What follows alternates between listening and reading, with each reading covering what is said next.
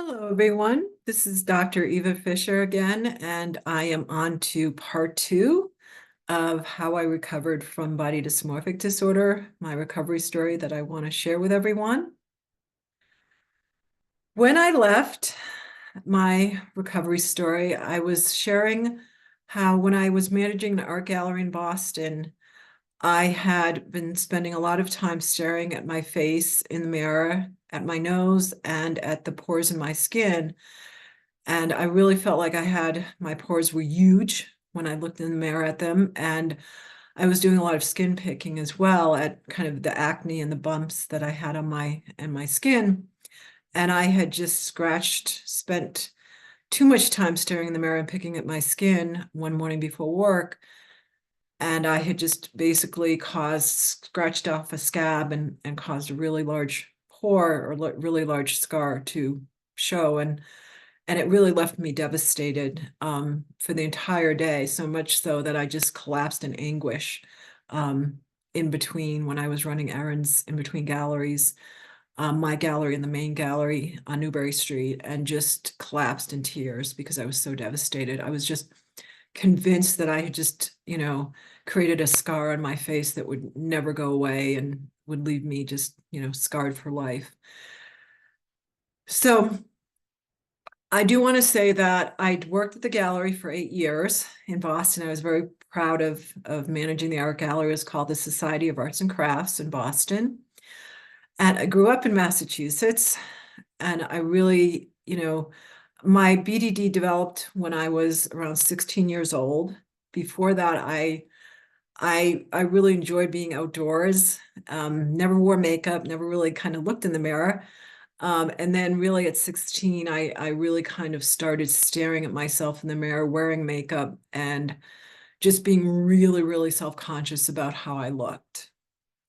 And so I want to continue the story, my recovery story, from when I moved away from Boston at 30 years old, and I moved out to Colorado.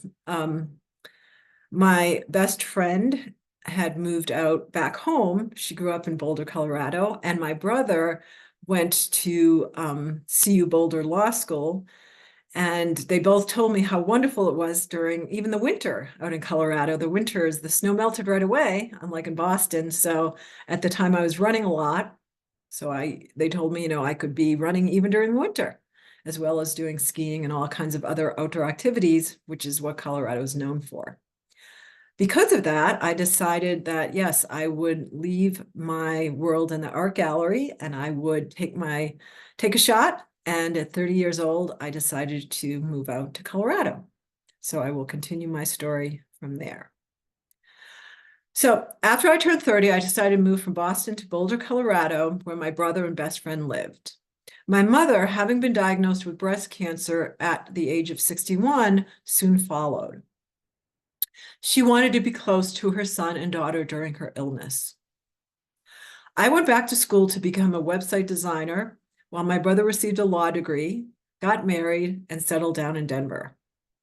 My best friend became an ultra runner, which, for those of you who don't know, an ultra run is any distance greater than a marathon. So a marathon is about 26 miles. And so a lot of ultra runs or ultra runners run distances that are like 50 miles, 100 miles. I never made it to 100 miles. I have only done 50-mile races. But she got me into it. So she introduced me to long distance running, which is ultra running. Trail running and hiking in the Rocky Mountains helped to alleviate the stress and anxiety I often felt upon waking. So basically, from the time I woke up in the morning to the time I went to bed at night, probably about half of my brain was obsessed thinking about my nose. And I really couldn't even have a conversation with anyone, my friend or anyone else, even while I was talking or anything or working, whatever, without really half of my mind being obsessed with what are people thinking about my nose. And I would just, try to get a glance in the mirror sometimes to reassure myself that my nose wasn't as bad as it looked. And sometimes that worked and sometimes it didn't. But as I say in my story, my appearance still preoccupied me.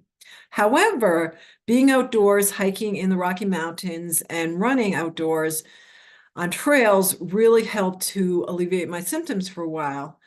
For me, when I wasn't kind of stuck in the house staring in mirrors, once I got out of the house, I was able to kind of not see myself, not see how I looked.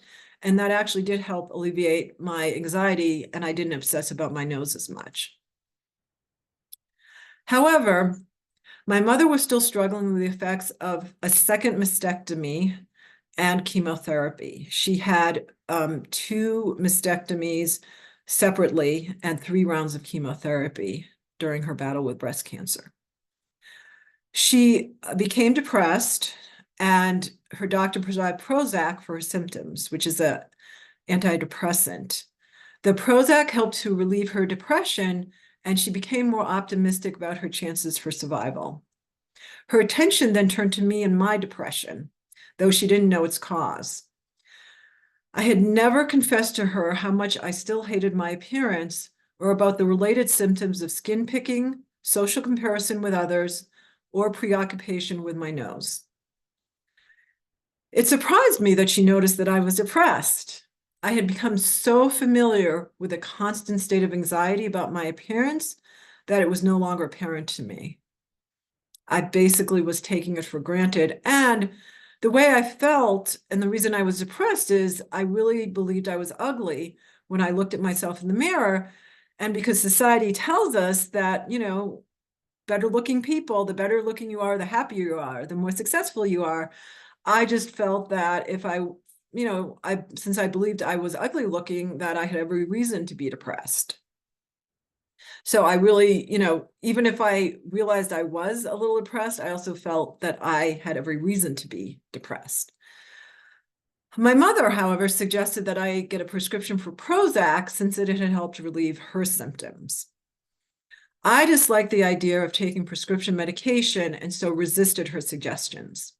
Also, since I truly believed that I was ugly, I felt that my negative feelings were justified. Then, one day, while waiting in line at the grocery store, this is back, for those of you who don't remember, when there was no self-checkout. So you were forced to wait in line at the grocery store. And at a lot of the grocery stores, they had magazines that you could pick up and read while you were waiting to check out. So while I was waiting in line, this magazine, and I want to show it to you because I still have it. It's a Shape magazine. And if you look at it, it says right here, hate your looks, what it means when your mirror lies. And I want to also point out how this model who's on this magazine, because I'm going to talk about her in a minute. So on the cover of the Shape magazine, and this was from May of 1997, was a beautiful blonde model in a bright blue bikini. As I scanned the headlines surrounding the model, I noticed an article titled "Hate Your Looks, What It Means When the Mirror Lies." The title caught my attention because my friends, past boyfriends, and family members had always insisted I looked fine to them, which contradicted what the mirror told me. I'm going to leave it there. I also want to point out that I moved to Boulder, Colorado in 1996.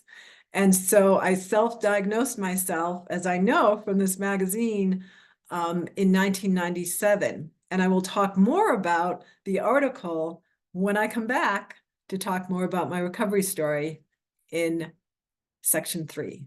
Thank you.